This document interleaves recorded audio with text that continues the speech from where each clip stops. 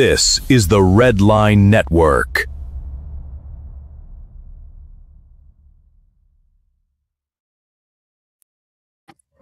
Ladies and gentlemen, welcome. Red Line Radio Network. It is Thursday evening. Early evening sports buffet with the Ginch. I am said Ginch, your host, Brian F.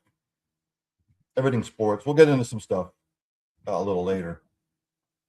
But my guest this evening, Mr. Larry Schechter, at Larry Schechter 2 on the Tweeter machine, author of The History of Fantasy Sports and Winning Fantasy Baseball. He's been called one of the best fantasy baseball players in the world. Larry was a two-time winner of the CDM Sports National Salary Cap Contest, defeating 7,500 teams in 2002 and 6,000 teams in 2005. He is here to talk about his book, The History of Fantasy Sports. Let's bring him on. There he is, Larry Schechter, ladies and gentlemen. Larry, thanks for joining. Thanks for having me. Yes, sir. So let's just delve into it here. Fantasy sports has always sort of intrigued me, has fascinated me, just from the standpoint. First of all, I stink at fantasy sports. You got to really do your homework. So, but I don't think most people realize that, I was trying to research some stuff. Early simulations of fantasy sports go all the way back to like the 1800s. Yeah, that goes back to like tabletop games. Started with like you'd slide a penny into a spring-activated bat that would hit the penny into various holes for like single, double, home run, stuff like that.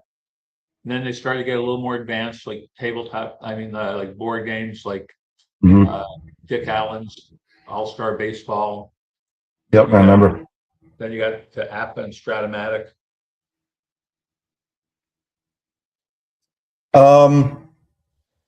Look, it really started to take. I didn't start playing fantasy. I think the first time I played fantasy was fantasy football back in '94, and it was just a bunch of guys that got together. You had one quarterback, one running back, one wide receiver, one tight end, a defense, and a kicker, and you just came up with your own point system, whoever the commissioner was. So, fast forward to before the internet. It really started to take off, I would say, in the late 80s, early 90s, when it really started to get some momentum, no? Well, there are various levels to it. Fantasy football actually started in 1963. The first fantasy football goes back all the way back to 63. And it started spreading in the 60s and 70s. The advent of the internet changed everything. That made it more easy for people to play. Fantasy baseball really started, for the most part, in the 1980s with Dan Okrent. There were a lot of people were playing primitive versions of fantasy baseball by themselves before 80. But in 80, what happened is Dan Okrent invented a very kind of complex fantasy baseball game, kind of like chess compared to everybody else was playing checkers. And the other thing is Okrent and the people that were in his first league were all in the media.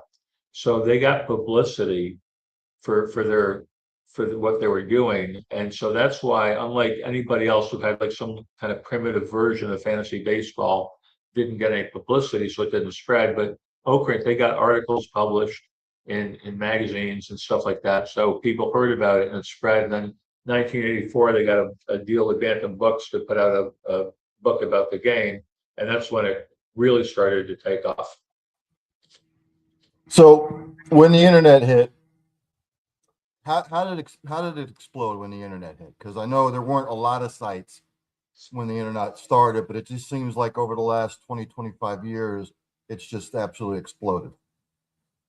As I said, the internet just made it easy for people to play. You don't have to be there in person. It's easy to sign up for a league, play over the internet. And before that, another big change was the invention of computers, because originally when people started playing in the 80s and whatever, 70s, 80s, the commissioner of the league would have to do all the stats by hand. And that would take the commissioner like 8-10 hours a week to do all that. Computers made it obviously easy to do it. And in my book is not about any kind of fantasy, how to play fantasy sports. It's all about the history of what happened. And my idea originally was, nobody has ever done this. Nobody, there's no book like this. Nobody has ever explained how we went from ideas that people had years and years ago to where we are now with this, $25 billion worldwide industry with millions of people playing everything from fantasy baseball, fantasy football to cricket, fantasy bass fishing. It's like fantasy everything. So I thought, somebody's got to do this. Somebody needs to write a book about this and explain how it all happened. So when I started researching, it turned out to be a much bigger job than I ever imagined. It took 18 months of full-time work. When I started researching everything and interviewing people, I started hearing fascinating stories. And I realized early on I could write a book, The History of Fantasy Sports, say who did what, when, how it all happened, and that would get the job done. But it would also come off as a very boring research paper. But by incorporating the stories of what people did that I was hearing, it would make it easy to read, interesting, fun, something inspirational. So that's what happened. It turned out better than I could have imagined. The reviews are great. People say it's very easy to read, fascinating. Um, and I'll give you like one example of that, and I know you're in Pennsylvania. Yep.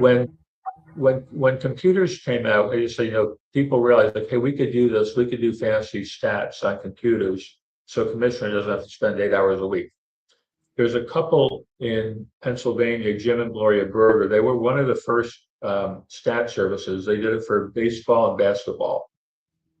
What you had to do back then was for baseball, you would get the USA Today. On Tuesday, they had the National League statistics. Wednesday, they had the American League statistics. I think I got that backwards. And Gloria would read the statistics to Jim. He'd enter it into a computer. And on Wednesday night, they would print out the reports to their clients.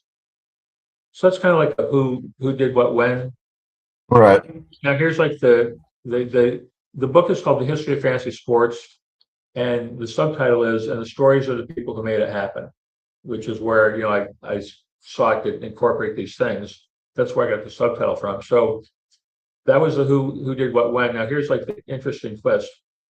One Wednesday, Gloria went into labor with her first child, and they didn't let that stop them from getting their job done. So in between contractions, Gloria read the statistics to Jim and he entered in the computer. And then she'd be like, oh, wait, hold on, here comes another one. They passed. And she continued. They got the statistics out on time in the mail Wednesday night, and their first child, their daughter, was born that day. And now, 38 years later, that daughter plays in a fantasy football league with her dad. Oh wow. Fast forward to like today's modern game. Look, ESPN's had their fantasy thing for a long time, CBS and Yahoo and all these others. But when FanDuel and DraftKings came into the picture, how did that completely change the game of fantasy sports? Well, first of all, a lot of people, especially younger people, were not interested in the 6 months or whatever commitment of season-long fantasy. So daily opened it up to a whole other market of people who just want to play a day at a time, or a day of 1 day a week or whatever. So very flexible. And if it's May, you're too late to play season-long fantasy baseball. It already started, but you can pick up daily anytime. So it opened it up to a whole lot of people that weren't playing, and a lot of people that play season-long fantasy play daily also. The part of the allure is the chance to win big prizes. There's a very fine line between daily fantasy and gambling. It was deemed to be not gambling, but there's the whole legal aspects of fantasy is like a whole topic by itself. My book has a couple of chapters on legal issues. The first big legal issue was, well, actually not the first, but one of the big legal issues was, do you have to pay the professional leagues licensing fees to use the statistics? fantasy is based on all these statistics that the players produce. So that was a big legal issue. There's a chapter in the book that's mostly about that. And fortunately, fantasy won that you don't have to pay licensing fees to use statistics, or else things would look quite different than they are now. Another big legal thing was with the whole issue of gambling. The whole issue of gambling goes way back to the very beginning. The first fantasy football league in 1963 was a guy named Bill Winkenbach was a part owner of the Raiders. He basically came up with the idea for fantasy football. I mean, the way it happened actually is in the late 50s, he had a game, a very primitive game for fantasy baseball and fantasy golf. And he mentioned this to a couple of people, and they're like, we should do that for football. And that's how they started. So in 63, they started the first fantasy football league.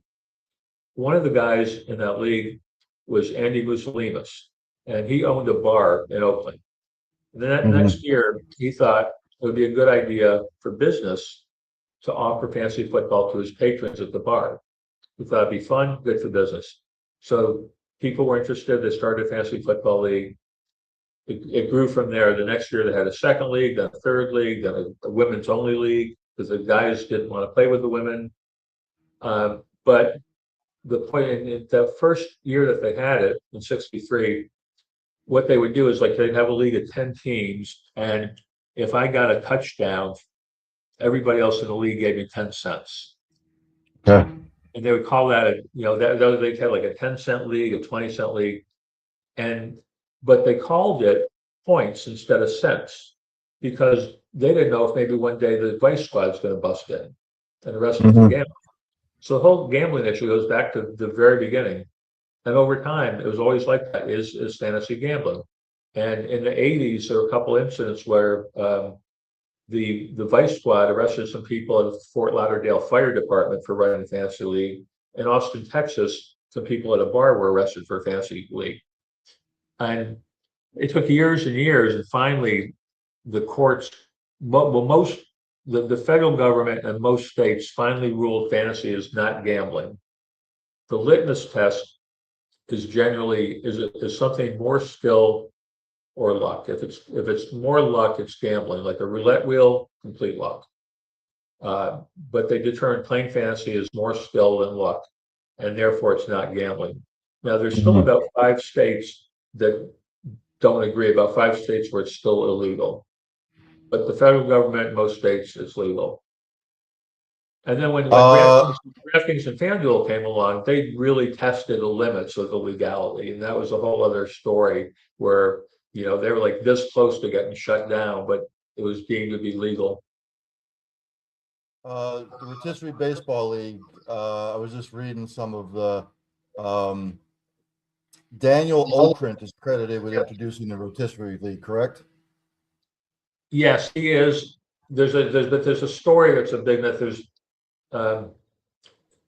basically a myth out there that he magically came up with the idea on a plane ride from Connecticut to Texas, and that's not true. It actually goes back like years. The whole start of it goes back years before then. I interviewed him for like more than 3 hours to really get the story straight. When you look at today's modern fantasy stuff and you see all the legal stuff, Larry, that's going on, is there any sort of big time regulation that might come along down the line? Because I already know that some of I can't remember if it was FanDuel or DraftKings that are going to do away with prop bets for players. I can't remember if it was the NFL or the NBA or whatnot. But you always see stuff now coming out about there are certain outfits that get the players and say, look, if you do X, Y, and Z on your prop bet, you're going to make a lot of money if you just do this. So I don't know what the answer is going on down the line, but you'll see more and more of it come out. Yeah, well, I mean, look at Emmanuel Classe. Crazy. I mean, it's crazy. The guy ruined his entire career, making millions of dollars. I assume people listening to this know what I'm talking about. If not, they can Google it. But he threw pitches not for strikes on purpose to win a prop bet. It's interesting. It's not. It's not 100% certain that the government might look at some of this stuff again, particularly with the daily fantasy sports, not so much season-long sports. But I'll tell you, something that is amazing is there's 50 million people in the U.S. age 18 and up that play fantasy sports, and that doesn't even count underage 18. There's a lot of underage 18 that play too. So now I knew this going in, writing the book. I had already heard that statistic, but what I didn't know, and is really amazing, there's more than 200 million people that play fantasy cricket in India. Wow. 200 million. But now what happened though is when the guy that started this, he was from India. He went to college in England, and he saw what was happening with fantasy soccer, and he's like, "This is great. I got to bring it back to India for cricket." And he brought it back and started a company, and it did not do well at all. A couple of years, lost a lot of money. But then they made a change, and they started following the DraftKings FanDuel model, where they're having small entry fees, big prizes, and that made it successful, made it incredibly successful following the DraftKings FanDuel model. And the company got up to, as I said, more than 200 million users, and the company was valued at $8 billion. And they had the same kind of legal struggle that what DraftKings and FanDuel went through, where finally the Supreme Court of India, whatever that's called, deemed that it was not gambling and therefore it was legal. That happened a while ago. However, more recently, they just changed it. They've changed the laws in India where you cannot have entry fees and prize money for fantasy sports in India. So the whole company, it's still in existence. They still have a lot of users. They're offering free games and other stuff, but their value has plummeted. Couple more things and I'll get you out of here. One thing I have to ask, because I'm always fascinated, because I hear more and more about this conversation every day, is the fact that people think now that fantasy sports, especially like some of the big time things, some of the big time contests, it's just rigged for another way for the sharks to make money. What say you? Is there any pushback on that on your end? Well, fantasy sports is for a couple of things. A lot of people, probably most people, play fantasy sports for fun. A lot of people are in fantasy sports leagues. There's no money involved. There's very little money involved.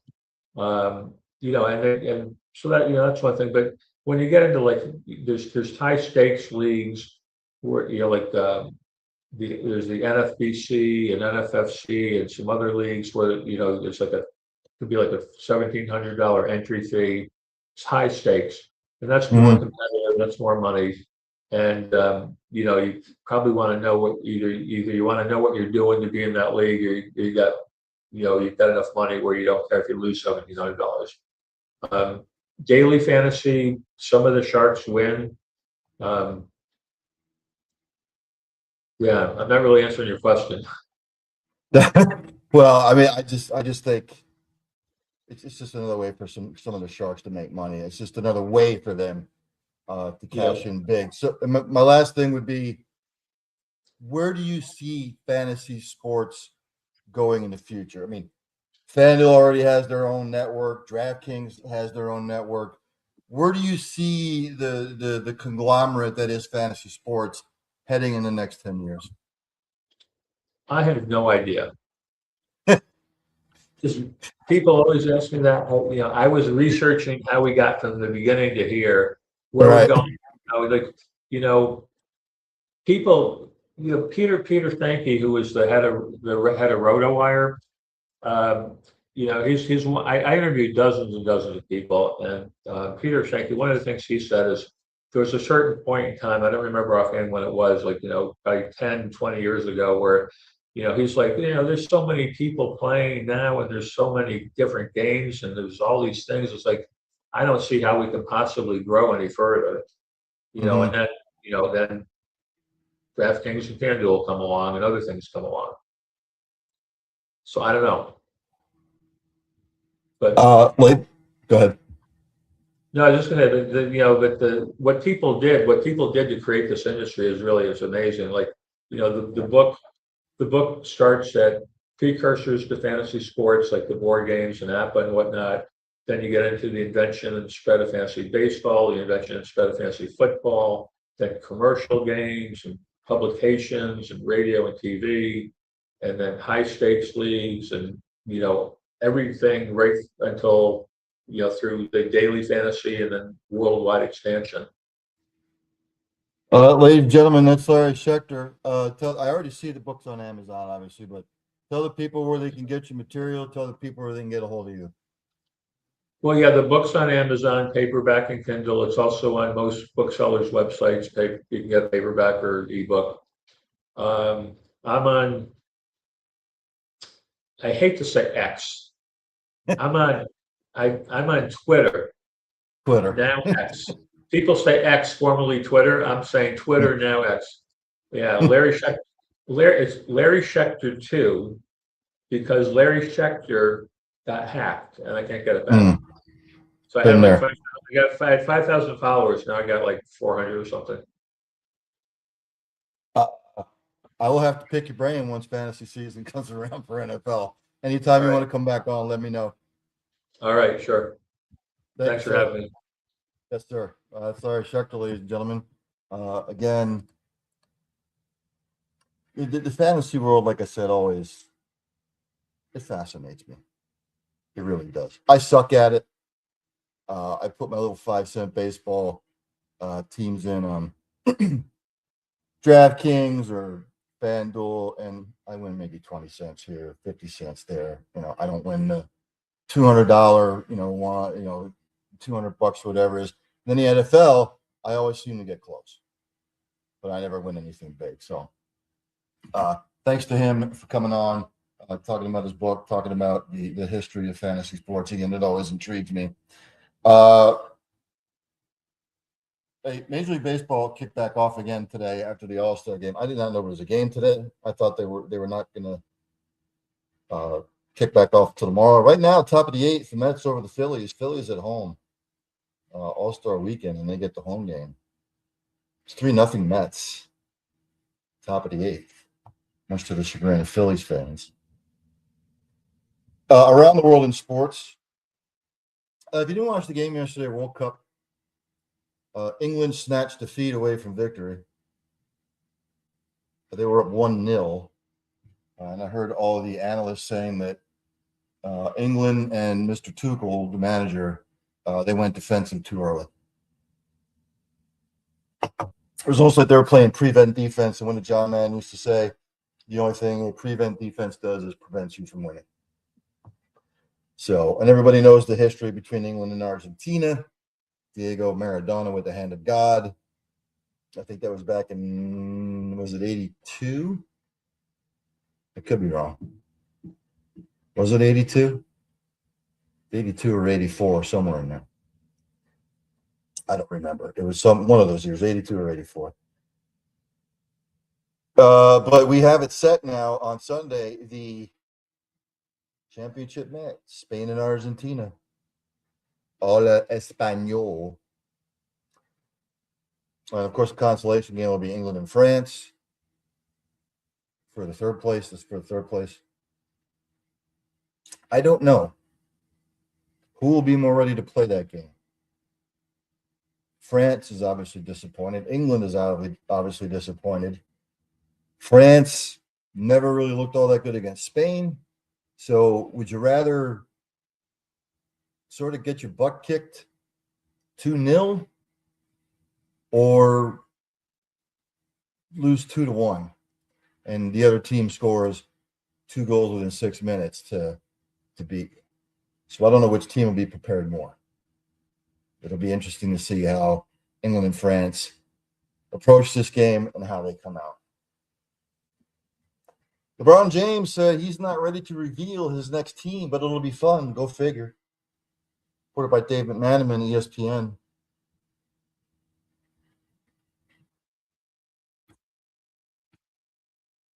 On Tyrese Halliburton's podcast, Mind the Game,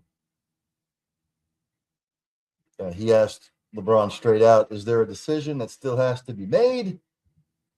LeBron said, we literally talked about this in the back. James said, reiterating that revealing his next team would not be on the agenda. So he says it's coming soon, but I don't know if this is going to be sort of a big thing where he, goes before the media, calls a press conference like he did before he went to Miami. And I don't know if it's going to be that. I would hope it's not like that, but we'll see. Giannis came out today and said that he is hungry to chase championship at the Miami Heat.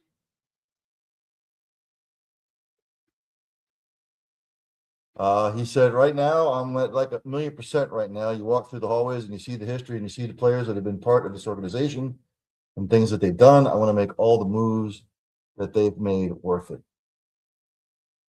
He went on to say, it's a place I feel brings pressure and I thrive under pressure. It brings the best out of me. I'm excited to be coached by Eric Spoelstra. I'm excited to be around the city. I understand the fans are very passionate, but right now I'm hungry to win. I want to win, and I will do whatever it takes for me to win. Saying all the right things. Maybe sort of like some subtlety there for Mr. James to come to Miami.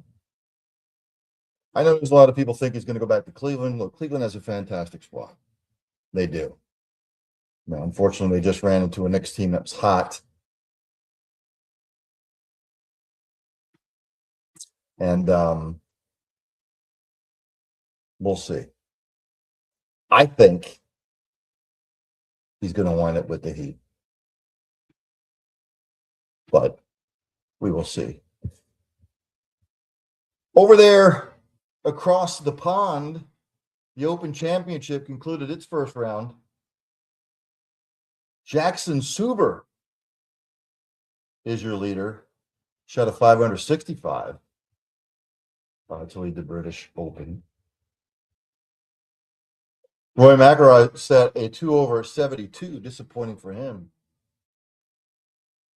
Scotty Scheffler shot a 268. Mr. Suber leads after the first round. What else here?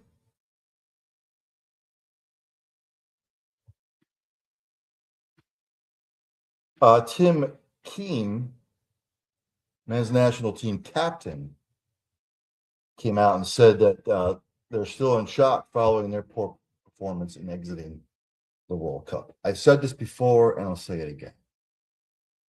It was a great showing by the U.S. squad, but they just aren't on the level of some of the better teams in the world. Period. I know U.S. fans want to think they are, but they're not. Belgium kicked their ass. Take your ass whooping, learn from it. And if anybody can go back to the last time that USA played Belgium, Belgium kicked their ass then too. Soccer is just not a hotbed in this country, or football across the globe is what it's called, football. It's just not a hotbed. Yes, you've had some European players come over and play in the league over here, but it just has never taken off like I think some of the pundits thought that it would. Major League Baseball is going to open their season March 24th next year, pending the lockout. Why don't you just start it on St. Patrick's Day? Start it on St. Patrick's Day. Why not? You're going to keep going earlier and earlier. Start it on St. Patrick's Day and have games in the South and have games out West to kick it off. It's just getting more and more ridiculous. So those are some of the news and notes from around the world in sports today.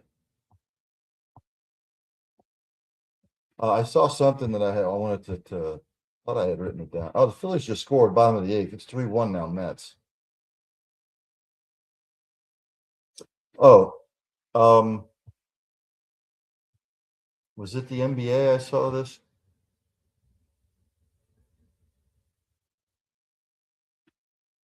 Oh, it was not the NBA. I don't know where I saw it.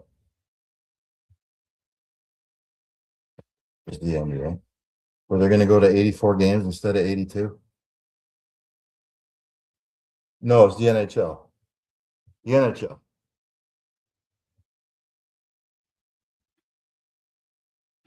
I believe the NHL is going to go to 84 games. Uh, there's talk of the NFL going to 18 games. But the owners in the league are really concerned about player safety.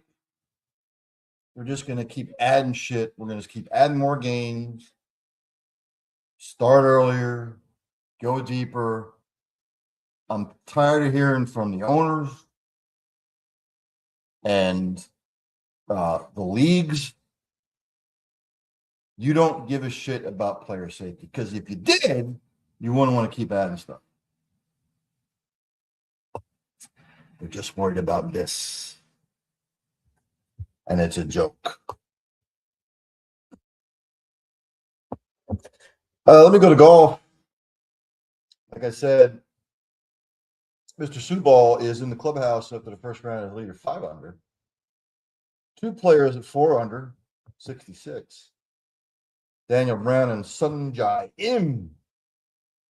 Then you have a slew of guys at 3 under, just 2 back. Bryson DeChambeau with a good first round. He's 3 under. He's only 2 off the lead. If you look at it, Henrik Stenson, 2 under, the big Swede. Good to see he's playing well. I said Scotty Scheffler's 2 under. Colin Morikawa's 2 under. Alex Fitzpatrick, one of the favorites. He is 1 under, 4 off. Terrell Hatton and Tommy Fleetwood, Englanders, they're 1 under. John Rahm's 1 under. Shane Lowry is 1 under. Brooks Koepka is even, and so on and so forth.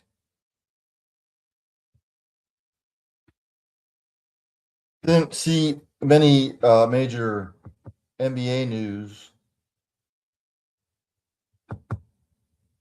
Some of the stuff I went over yesterday. Well, Pat Riley said that he's made a pitch for LeBron. That ended badly there. But, years of smoothing over. I still think, I know my man Wallencheck thinks that he's going to wind up with Cleveland to end his career. But the opportunity to play against Giannis, I think will be enough, intrigue him enough to go there. Yeah, nothing big there. Major League Baseball, I've gone over. Chase Burns and the Reds have reached a 7-year, $105 million extension, according to Jeff Passan, ESPN. First year with the Reds here, he's 11-1 with a 2.54 ERA.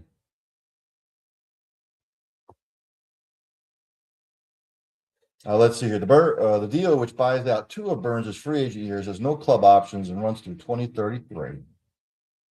It is the largest ever for a pitcher who has yet to reach arbitration, and the 3rd biggest contract in Reds history, behind extensions given to Joey Votto, 10 years, $225.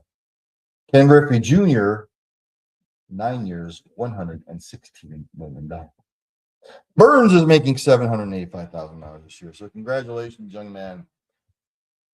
You are now making $15 million a year. That's a jump of $14 million. So congratulations there. Top of the 9th, Mets 3, Phillies 1. What else from the world of baseball? reported by ESPN News Services. Phillies Brad Keller, he has a torn UCLA. He is done for the season, unfortunately. So bad news for the Phillies. The Pirates, my Pirates, have acquired Robert Hassel III in trade with the Nationals, according to the Associated Press. Doesn't say what the deal was for. I went over the whole Lance McCullers thing the other day. The X-rays were negative for Mr. Caminero. He was hit by a pitch the other day in the All-Star game. So good news there. NFL next week. I think some teams are starting up their camps next week.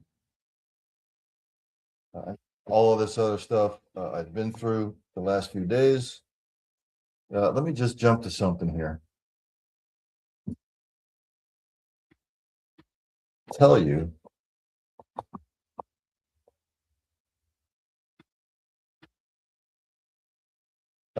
when said teams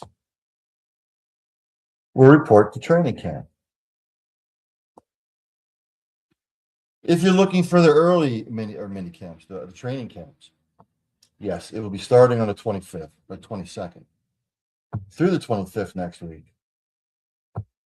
Early training camps that will start: the Arizona Cardinals, the Carolina Panthers, Seattle Seahawks, New England Patriots, Los Angeles Rams, and the 49ers.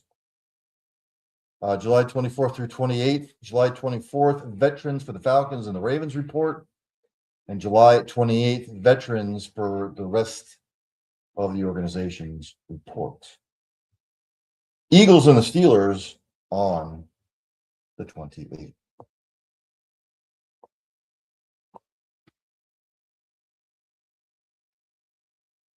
I was looking for the rest of the schedule.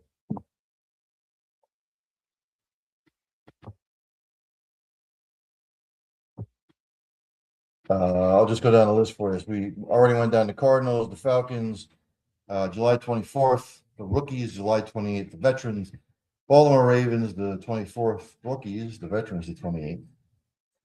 Buffalo Bills, July 21st, rookies, July 28th, veterans. Panthers we've already been to. Chicago Bears, July 25th, the rookies, July 28th, veterans. The Bengals, July 25th, rookies, July 28th, veterans.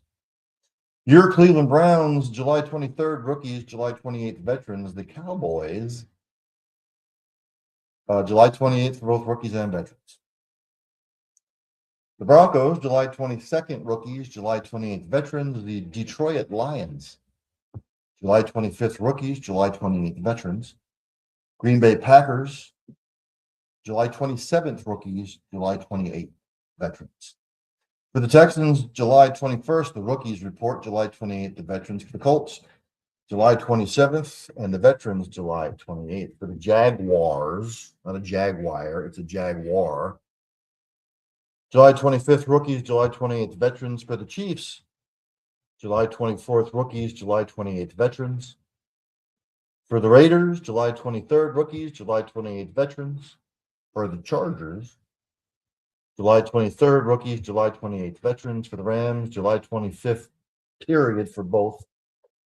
The Dolphins, July 21st, rookies, July 28th, veterans. Vikings, again, July 26th, rookies, July 28th, veterans. For the Patriots, July 21st, rookies, July 24th, veterans. For the Saints, rookies and veterans both on the 28th. The New York Giants, July 23rd, rookies, July 28th, veterans. For the Jets, July 25th, rookies, July 28th, veterans. Eagles have already been through it, both Eagles and veterans. The 49ers have already reported. The rookies, well, no, I lied. July 18th for the rookies, July 25th for the veterans. For the Seahawks, July 17th, rookies, July 24th, veterans. For the Buccaneers, July 27th, rookies, July 28th, veterans. Titans, July 23rd, rookies, July 28th, veterans. And for your Washington Commanders, July 24th, rookies, July 28th, veterans. Yes, next week, It's back.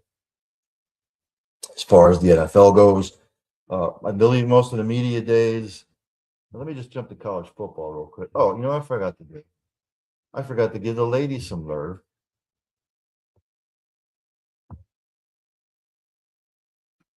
In the WNBA yesterday, everyone's talking about like this whole Caitlin Clark thing about her getting fouled and the ref saying the initial.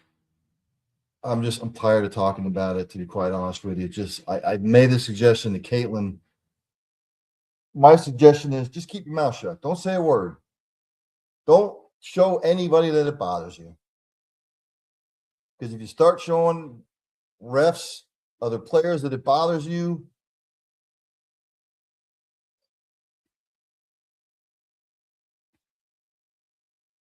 again, you think you get fouled, even though they may think you initiated the contact. Don't run with the fist and all that. Just laugh.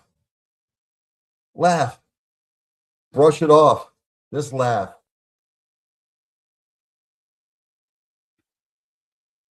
Yesterday in the WNBA, the Sky over the Storm 95-90, the Lynx over the Sparks 96-87, and the Valkyries, ladies and gentlemen, having a great season 88-75 over the Fever. Tonight, right now, the Fire are hammering the Mystics in the fourth 63-50. The Liberty and the Wings have been postponed. I know Texas is experiencing some flooding down there yet again. Thoughts and prayers to the people down there.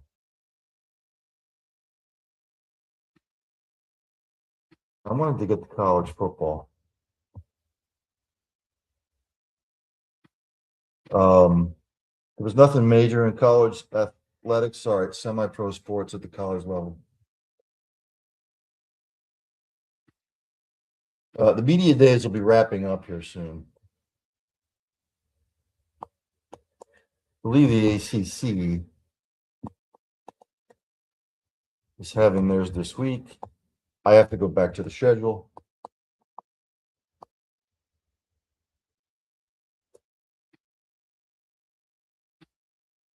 And I lie.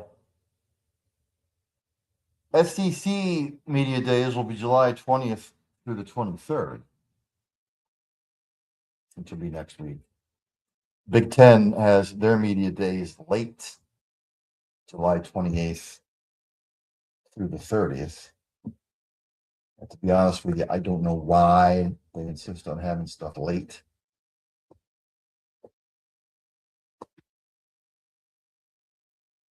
Who else? I think that's the end of it.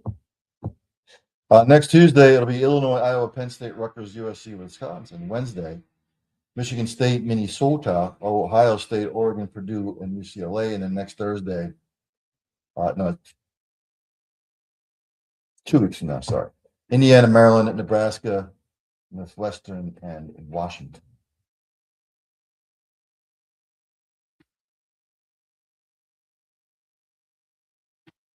So I think I'm going to end it there.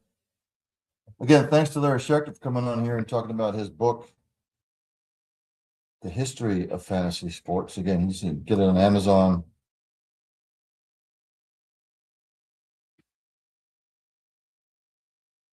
Just trying to see if anything came over the ticker. It did not.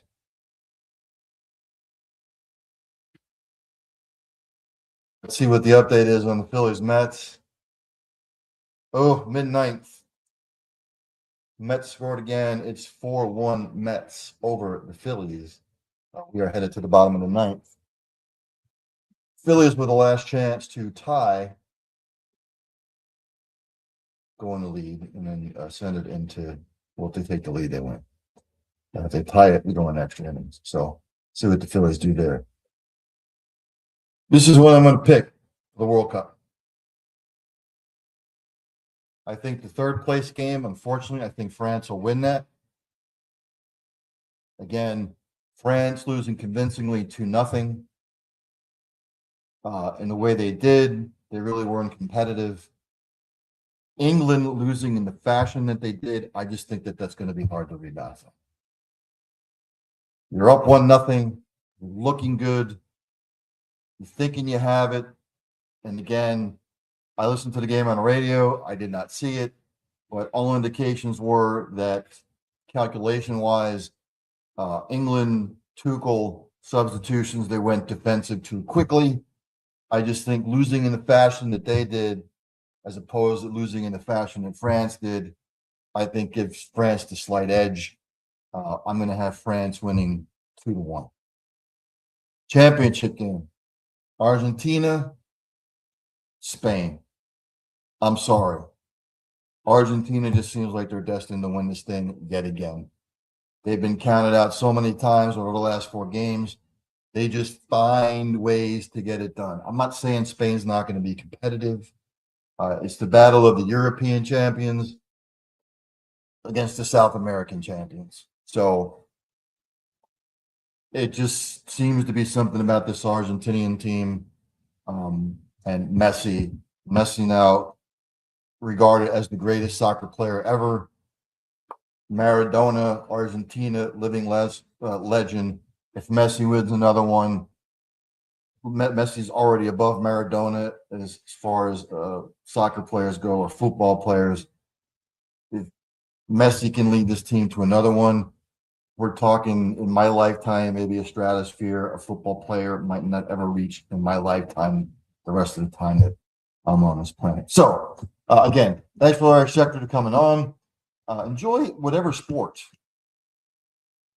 you're going to watch. I hope you enjoy the World Cup this weekend. Again, NFL training camps start kicking in next week. The media days for college football will be winding down at the end of the month. College football teams will be reporting for training camps in August. It's starting to ramp up, ladies and gentlemen. As I say at the end of each show, practice compassion, practice empathy, have passion for whatever it is you do. Hug somebody every once in a while, you might make their day. Tell somebody you love them, you might not get a second opportunity. And for God's sakes, if you see somebody struggling in whatever fashion, inquire, ask questions.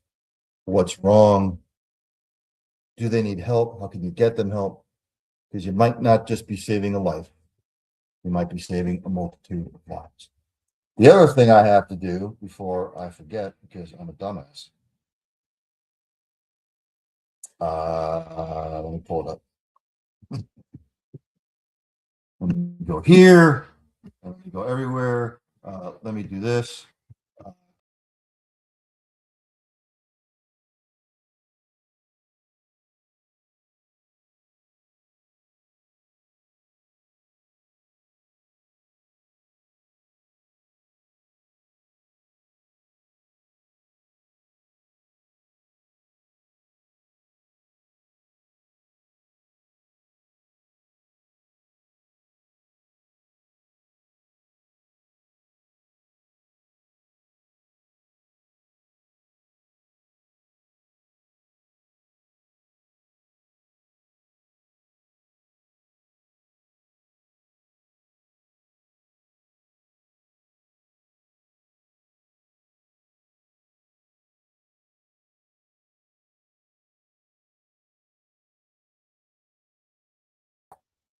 So that's going to do it for tonight. Again, stay safe out there, being affected by the smoke from the Canadian fires. Please stay safe. It looks like the heat wave is going to be over here. Hope you made it through that. Enjoy whatever sport you're going to watch this weekend, ladies and gentlemen. Stay safe. I'm out. There's only one thing left for me to do. And that, well, no, I'm doing another thing. Now I can say, Daddy Don Meredith, take me out. Have a good weekend, everybody. Turn out the lights, the party's over. They say that all good things must end. Call it a night, the party's over.